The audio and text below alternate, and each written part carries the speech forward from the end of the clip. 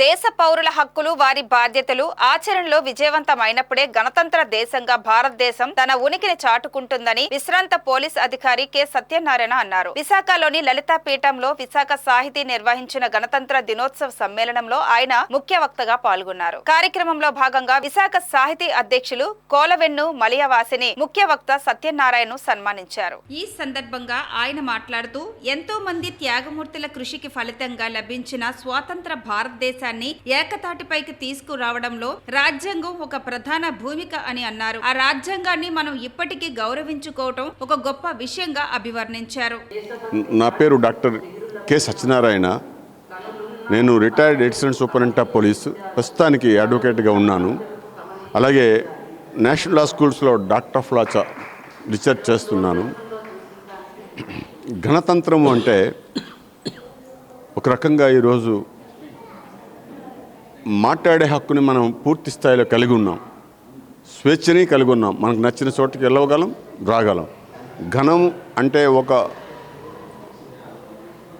ఒక లిమిట్ కలిగి ఉన్న భారతదేశం అంతా ఒక ఘనం. ఆ ఘనంలో ఏ ఒక్కరైనా సరే లీడర్గా ఉండొచ్చు. ఏ ఒక్కరైనా లీడర్గా ఉన్నానని కదా నేను డిక్టేటర్షిప్ చేయడానికి లేదు. ఆ ఘనం ఏదైతే సామాన్యంగా అందరూ ప్రజాస్వామ్యంగా ఏదైతే భావిస్తారో ఆ ఘనంలో ఆ లీడర్ని కొనసాగించడమే గణతంత్రం. అదే కాన్స్టిట్యూషన్, మన రాజ్యాంగం ఈరోజు ఏర్పడింది.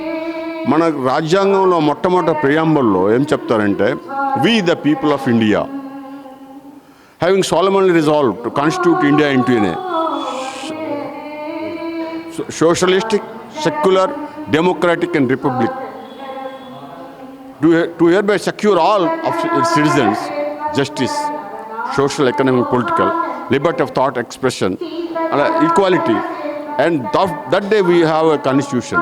Means ఏ ఒక్కరైనా సరే భారతదేశంలో పుడితే స్వతంత్రం పూర్తి స్థాయిలో కలిగి ఉంటారు. దేంట్లో జస్టిస్ సోషల్గా కానీ, పొలిటికల్గా కానీ, ఎకనామిక్గా కానీ. అదేవిధంగా ఈక్వాలిటీ ఉంది. మనం ఏం చెప్పదలుచుకున్నామో అది చెప్పే హక్కు మీకు ఉంది. కానీ ఎల్లలు దాటి చెప్పకూడదు, ఎల్లలు దాటి మాట్లాడకూడదు. మీరు నన్ను మాట్లాడమన్నారు కదా అని అన్యాయంగా మాట్లాడకూడదు. ఏది ప్రజాస్వామ్యమో, ఏది మన రాజ్యాంగమో, లేకపోతే ఏది మన ప్రజలందరూ నమ్ముతున్నారో అదే మాట్లాడాలి. అది ప్రియాంబల్లోనే సెక్యులరిజం ఉంది. భారత జాతిలో పుట్టిన ప్రతివాడు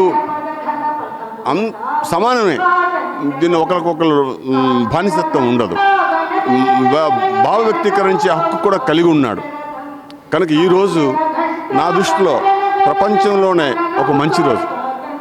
ఈ గణతంత్రమే లేకపోయి ఉంటే మనం ఈరోజు 150 కోట్ల మంది ఉన్నాము.